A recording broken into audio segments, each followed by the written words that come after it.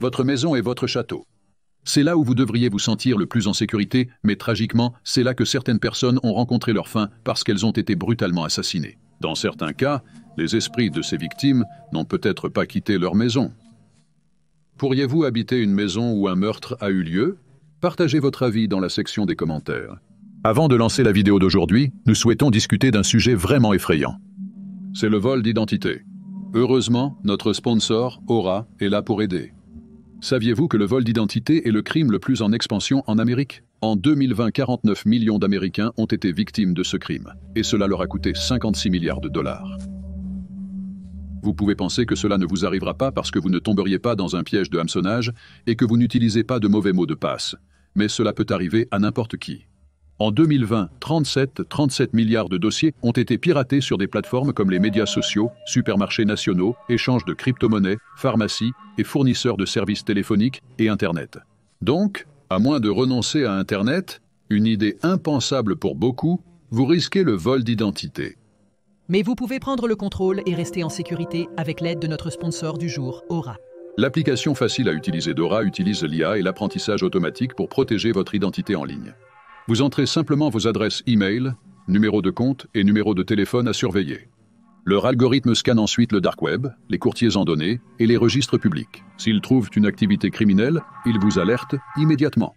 Aura dispose également d'un puissant réseau privé virtuel qui vous permet de rester anonyme en ligne et qui crypte votre historique de navigation. Un excellent logiciel antivirus protégera vos appareils contre les malwares et virus. Chaque 14 secondes, une personne est victime de fraude d'identité. Nous ne souhaitons pas que vous soyez le prochain, consultez donc Aura pour votre sécurité en ligne. Nerveux, j'ai exploré le dark web pour vérifier la fréquence d'apparition de mes identifiants de connexion. Ont été trouvés. Il s'est avéré que mon adresse e-mail y figurait 6 fois et mon mot de passe 4 fois. Inscrivez-vous à l'essai gratuit d'Aura et informez-nous combien de fois vos données personnelles ont été détectées. Testez Aura pendant 2 semaines pour vérifier si vos données personnelles sont divulguées sur le dark web. Vous ne le regretterez pas. Commencez votre essai gratuit sur aura.com/paranormalillisted. Numéro 3. La maison Harden. Située à 22 miles du centre-ville d'Orlando, en Floride, se trouve la petite ville de Claremont. La ville a été fondée en 1885 et l'année suivante, une grande maison blanche, de style victorien, a été construite à l'angle de ce qui est maintenant la 5e rue et la rue Osceola. Près de 90 ans plus tard, en 1974, Victoria Harden a hérité de la maison et elle, son mari, John Harden, et leur fils de 9 mois ont emménagé dans la maison. La famille vivait auparavant à Jacksonville, en Floride. Victoria était la 2e épouse de John. Sa première épouse et ses 4 enfants de ce mariage vivaient toujours à Jacksonville. John possédait et dirigeait une entreprise de réfrigération commerciale à Claremont. Dans la nuit du 22 mars 1975, John a reçu un appel de service. Le propriétaire d'un restaurant drive-in à Groveland, une ville située à environ 5 miles de Claremont, avait besoin de faire réparer un équipement. Victoria a décidé de l'accompagner avec leur fils. La famille est rentrée à la maison à 22h45. Victoria a couché le bébé, puis elle est allée se coucher elle-même. John est allé sous la douche. Quand John a fini de se doucher, il a regardé par la fenêtre et a vu que son camion était en feu. Il a ordonné à Victoria d'emmener leur fils et de quitter la maison. Il craignait que le feu ne se propage à la maison. La vieille maison victorienne avait 2 escaliers. John a couru vers la cuisine par les escaliers arrière de la maison. Il a attrapé un extincteur, puis est sorti par la porte arrière vers la véranda arrière. Il a couru vers le camion et a essayé d'éteindre le feu avec l'extincteur.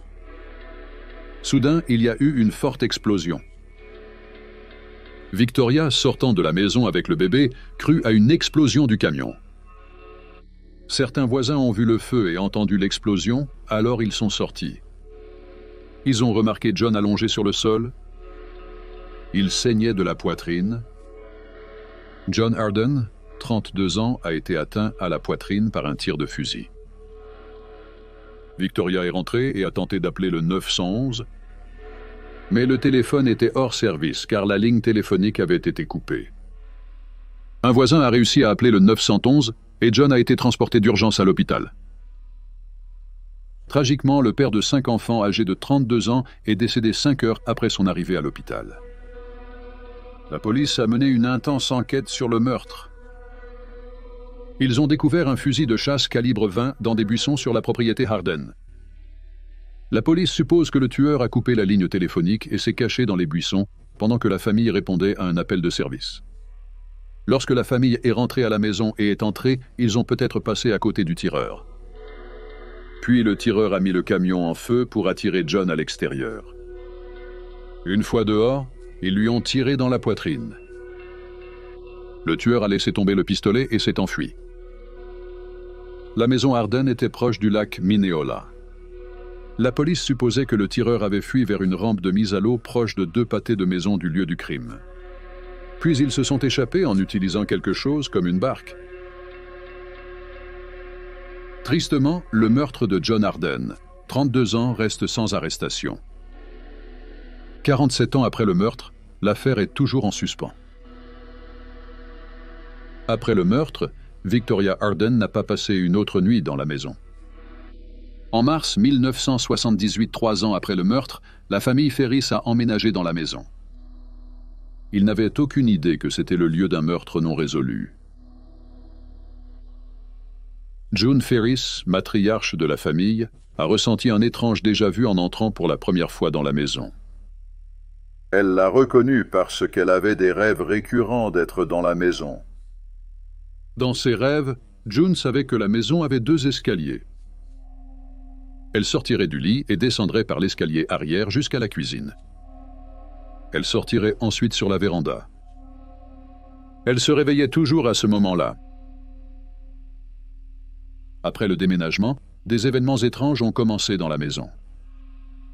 Une nuit, alors que tout le monde dormait, la fille de June, Robin, et son mari ont été réveillés par le son de la musique dans une autre pièce. Ils ont enquêté et trouvé plusieurs boîtes à musique jouant. Ils ont interrogé les autres à la maison, personne n'avait allumé les lumières. Une autre fois, l'autre fille de June, Lori, regardait la télévision dans la maison avec son petit ami, Bob. Ils ont entendu la porte arrière s'ouvrir et se fermer. Ensuite, ils ont entendu des pas lourds se diriger vers eux. Ensuite, personne n'est entré. Ils ont enquêté, mais n'ont trouvé aucun intrus dans la maison. Un jour, Robin descendait l'escalier arrière.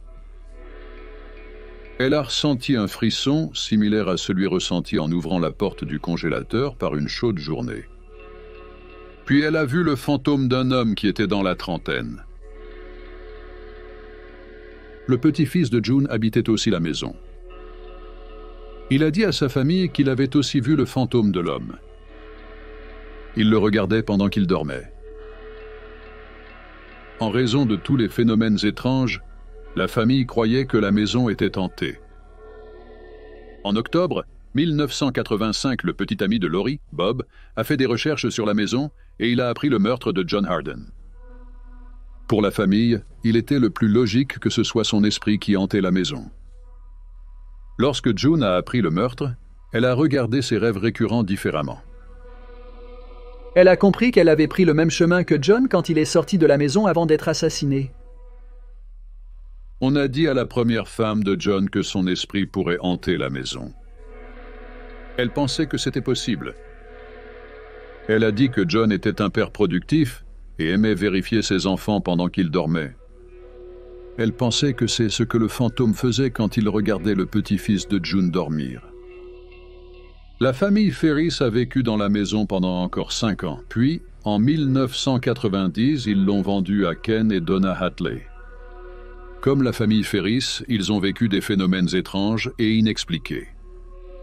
Ils entendaient des bruits de pas étranges et d'autres sons bizarres quand personne n'était aux alentours. Peu de temps après leur emménagement, Unsolved Mysteries a enregistré un segment sur le meurtre de John et la supposée hantise. L'équipe de production a également vécu des choses étranges. Leur équipement cessait de fonctionner sans raison visible. Les portes s'ouvraient toutes seules et les lumières clignotaient sans cesse. Au final, une fenêtre du grenier s'est cassée sans personne autour. Donna Hatley a déclaré que les phénomènes étranges ont cessé environ 2 ans après leur emménagement. Beaucoup de gens espéraient que c'était un signe que, même si son meurtre n'avait pas été résolu, l'esprit de John Harden était enfin en mesure de se reposer. La maison Mackie Gregory. Au printemps 1980, Karen Gregory, une artiste graphique de 36 ans, a emménagé avec son petit ami, David Mackie, dans sa maison à Gulfport, en Floride. Gregory était une femme aimable et charismatique qui avait beaucoup d'amis. Peu de temps après avoir emménagé le lundi 21 mai, 1984, Mackie a dû se rendre à Rhode Island pour affaires. Mercredi, il a essayé d'appeler Gregory 2 fois, mais il n'a pas pu la joindre. Jeudi, Mackie a appelé plusieurs fois, mais encore une fois, il n'a obtenu aucune réponse. Alors, il a appelé son travail et a découvert qu'elle n'était pas venue travailler ce jour-là, ni le jour précédent. Mackie a appelé un voisin et lui a demandé de vérifier Gregory. Le voisin est allé à la maison et a regardé par une fenêtre. Elle a vu le corps de Karen Gregory, 36 ans, gisant dans une mare de sang dans le couloir. Le voisin a appelé la police immédiatement. La police a découvert que le tueur était probablement entré dans la maison par la fenêtre de la chambre environ 30 et 1 heure plus tôt. On pense que Gregory a été poignardé une fois dans la chambre, puis elle a essayé de fuir son tueur, mais il l'a rattrapé. Il l'a emmené dans le couloir, où il l'a tué. Gregory était partiellement habillée, donc la police pensait qu'elle avait été agressée sexuellement. Rien n'a été volé de la maison et il avait plu la nuit du meurtre. Donc il ne pensait pas que c'était un cambriolage qui avait mal tourné. Au lieu de cela, il croyait que le tueur s'était introduit avec l'intention d'agresser sexuellement Gregory. Le médecin légiste confirmera plus tard qu'elle avait été violée. Elle avait été poignardée des dizaines de fois et on lui avait tranché la gorge. La police a supposé que le meurtre avait eu lieu aux alentours de 1h15 du matin le 23 mai, car une douzaine de voisins ont entendu une femme crier à ce moment-là. Toutefois, le 911 n'a pas été appelé. La police pensait avoir trouvé un indice utile. C'était une empreinte de pieds nus et sanglante. La police a rapidement éliminé plusieurs suspects, y compris David Mackie. Il était à Rhode Island lorsque le meurtre a eu lieu et il n'y avait aucune preuve qu'il ait organisé le meurtre. La police a également écarté un ami de Karen Gregory que Mackie pensait avoir des sentiments pour elle. La police a également rapidement éliminé 8 autres suspects. Malheureusement, l'affaire a été rapidement classée sans suite. En décembre 1985, une fête a eu lieu à la mairie de Gulfport car l'un des directeurs de la ville partait. À la fête, une conductrice de bus a indiqué à un sergent de police qu'elle habitait à 3 pâtés de maison de chez Karen Gregory. Elle avait entendu le cri la nuit du meurtre. Le sergent a transmis l'information aux détectives sur l'affaire. Ils étaient surpris que le cri soit si fort. Ils n'avaient pas interrogé les personnes qui vivaient aussi loin de la scène du crime. Les détectives ont décidé de parler au seul voisin qui était dehors lorsque le meurtre a eu lieu. C'était George Lewis, 23 ans.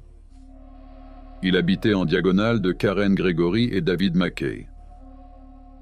Il était pompier et capitaine de la surveillance du quartier. Il était également ami avec plusieurs détectives sur l'affaire. Lewis a déclaré que la nuit du meurtre, il était dans son garage à travailler sur sa moto et à écouter la radio. Il a d'abord dit à la police qu'il avait entendu un cri faible. Il a éteint la radio, quitté le garage, mais n'a rien entendu d'autre.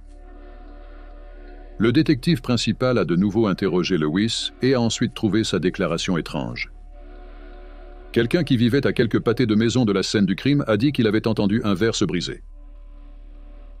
Son argument que Gregory était un tueur a détruit une fenêtre après sa fuite de la chambre. Lewis n'a jamais mentionné avoir entendu du verre se briser. Le détective a demandé à Lewis de passer un examen polygraphique et il a accepté. Pendant l'examen polygraphique, Lewis a eu une nouvelle version de ce qui s'est passé cette nuit-là. Il a dit qu'il avait vu un grand homme aux cheveux roux et à la barbe sur la propriété de Gregory à peu près au même moment que le meurtre. Il a donné une description détaillée de l'homme, y compris ce qu'il portait. Lewis a déclaré avoir établi un contact visuel avec l'homme avant de rentrer. Lewis n'a jamais parlé de l'homme à personne, car il craignait que l'homme ne s'en prenne à sa femme et à leur bébé.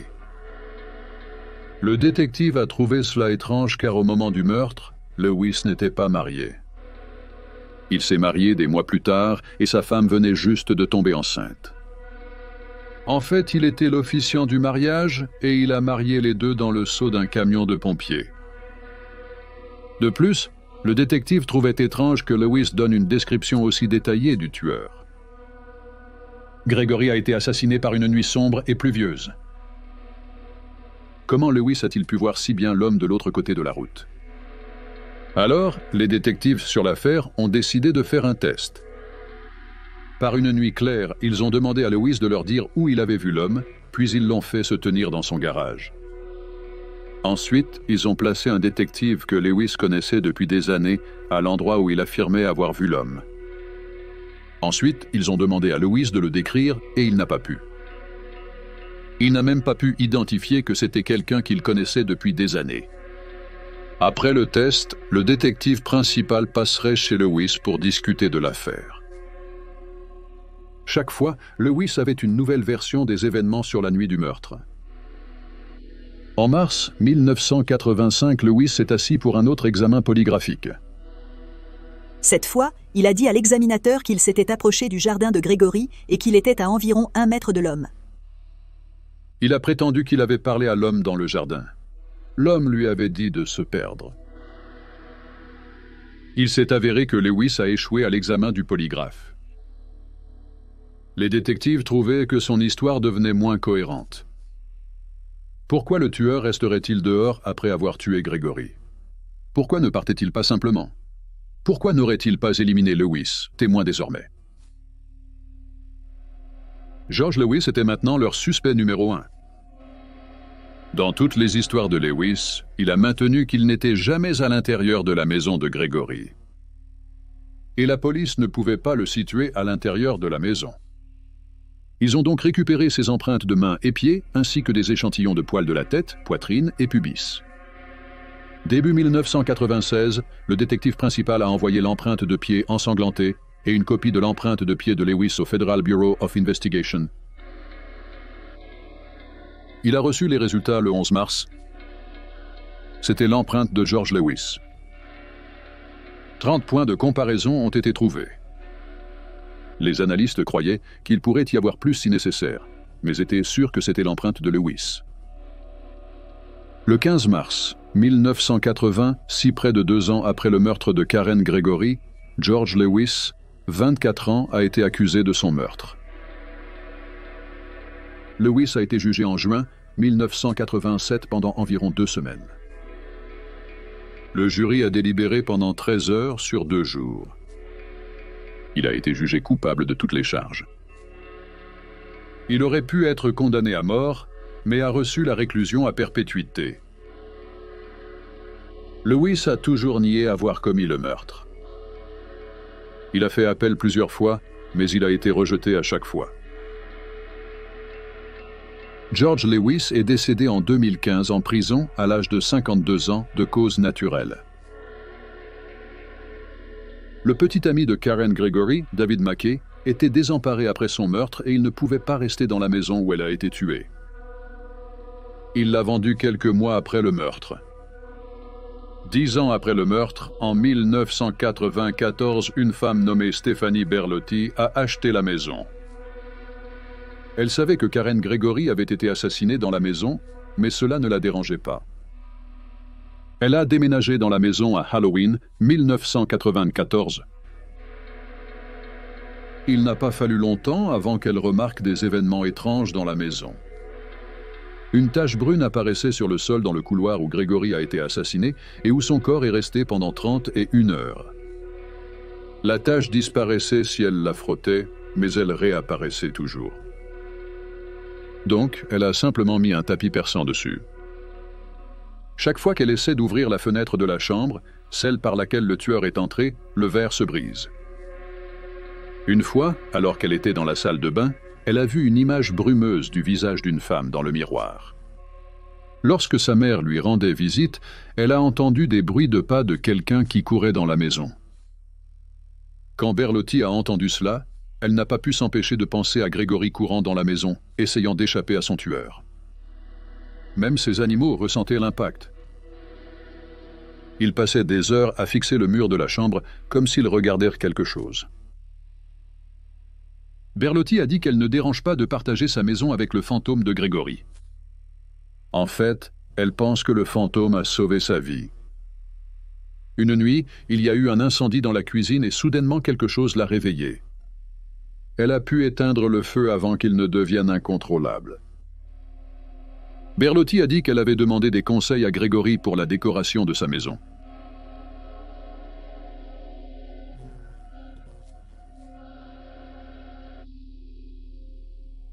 Judith Barcy est née le 6 juin 1978 à Los Angeles, Californie. Ses parents, Joe et Maria Barcy, étaient tous deux des immigrants de Hongrie. Ils se sont rencontrés dans un restaurant où Maria travaillait comme serveuse et Joe, un entrepreneur en plomberie, dînait souvent. Quand Judith avait 5 ans, elle patinait dans une patinoire.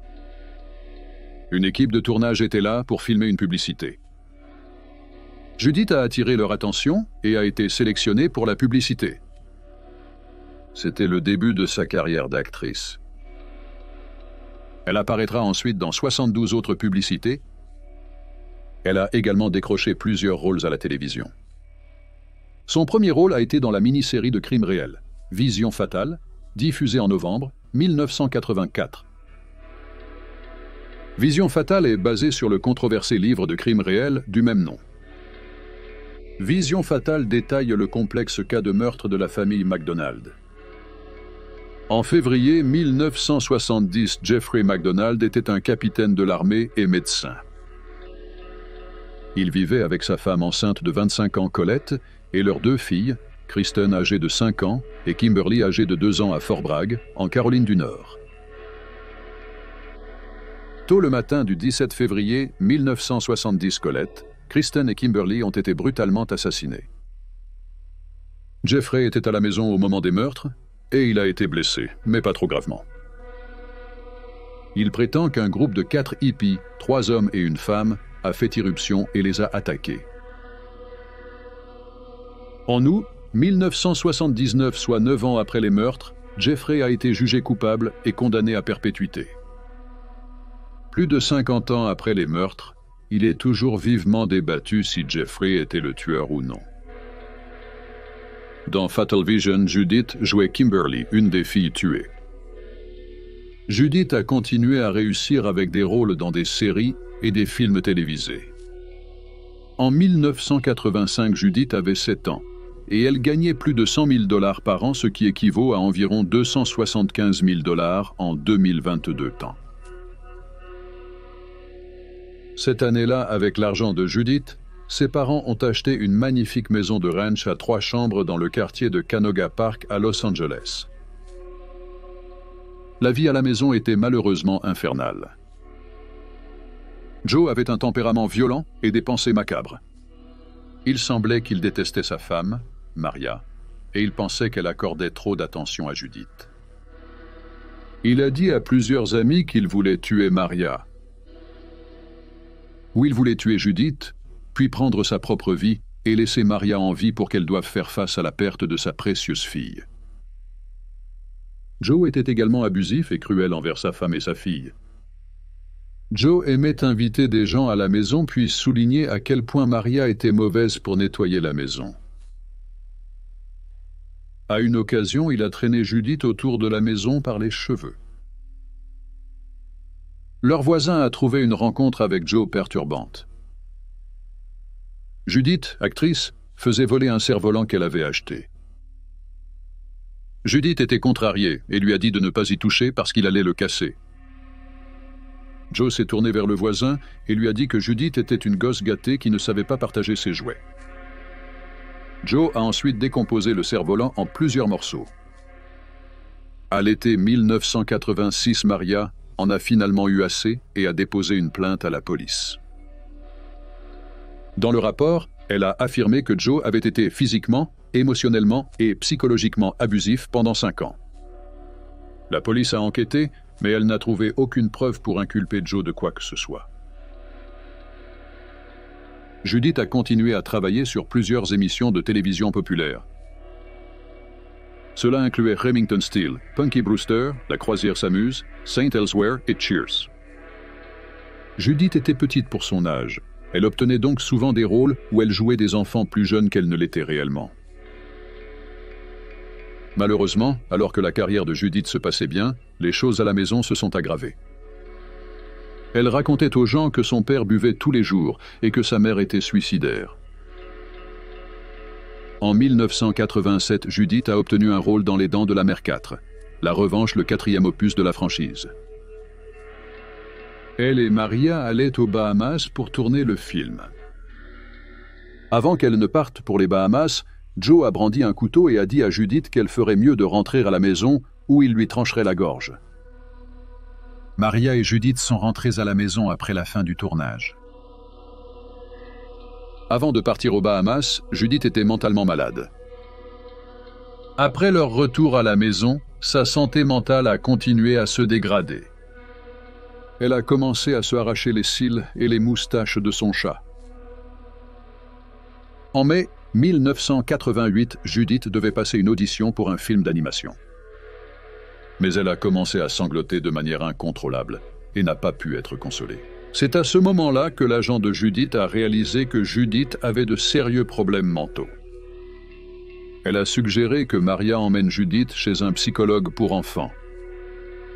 Maria a suivi le conseil et à son tour, le psychologue a signalé la situation au service de l'enfance. Les services de l'enfance auraient probablement dû intervenir, mais ils ont parlé à Maria. Maria leur a assuré qu'elle quittait Joe. Alors, ils n'ont rien fait. Maria a fini par louer un appartement. Pendant la journée, elle et Judith y vivaient. Mais la nuit, elle retournait à la maison à Canoga Park avec Joe. Judith a obtenu les plus grands rôles de sa carrière lorsqu'elle a été choisie pour doubler des personnages dans 2 films d'animation qui devaient être réalisés par Don Bluth. Le premier a été réalisé par la société de Spielberg. Ses rôles étaient Ducky dans Le Petit Dinosaure et Anne-Marie dans Tous les chiens vont au paradis. À l'été 1988, Judith avait terminé l'enregistrement de ses répliques pour les 2 films. Le 25 juillet 1988, Judith avait un rendez-vous chez Hanna-Barbera Productions, Incorporated. Mais elle n'est pas venue et sa mère n'a pas appelé. Plus tard, l'agent de Judith a appelé chez elle et Joe a répondu.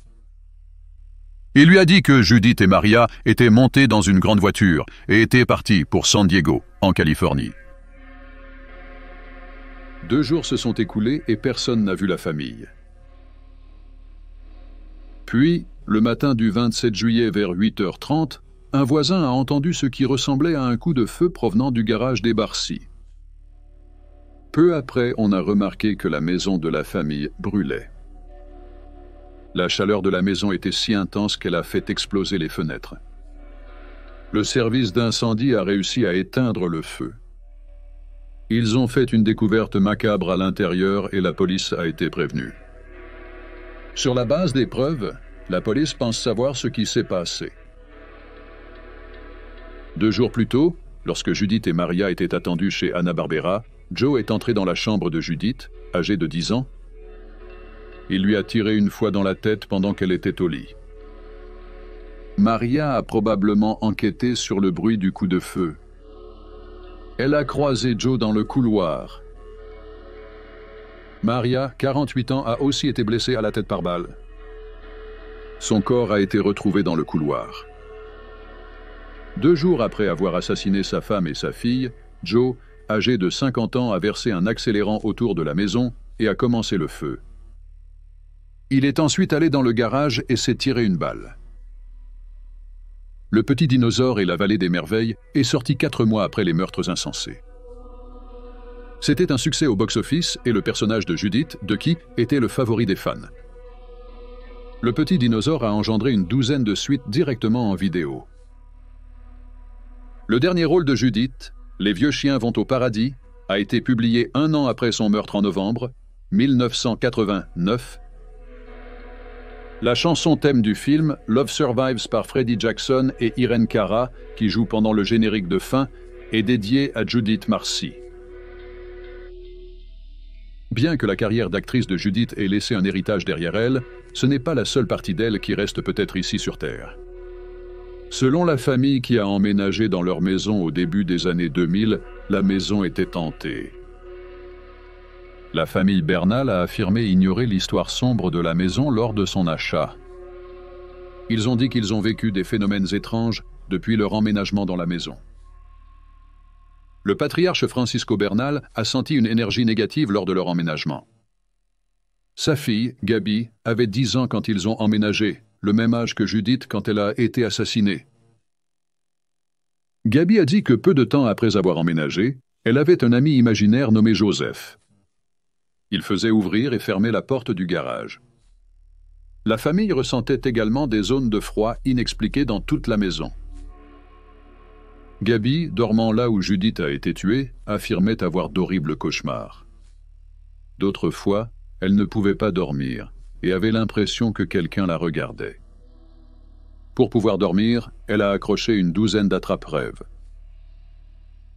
Parfois, en marchant dans le couloir où Maria a été assassinée, la famille disait avoir l'impression que quelqu'un marchait derrière eux. D'autres fois, ils entendirent des bruits de pas dans le couloir alors qu'il n'y avait personne. La famille Bernal a été présentée dans la saison 1 de Murder House Flip. Les designers de l'émission se sont concentrés sur le couloir, l'ancienne chambre de Judith et le jardin. Après la rénovation, la famille Bernal a déclaré qu'elle avait l'impression que l'énergie négative s'était dissipée. Espérons que Judith et Maria peuvent enfin reposer en paix après une vie familiale si tumultueuse.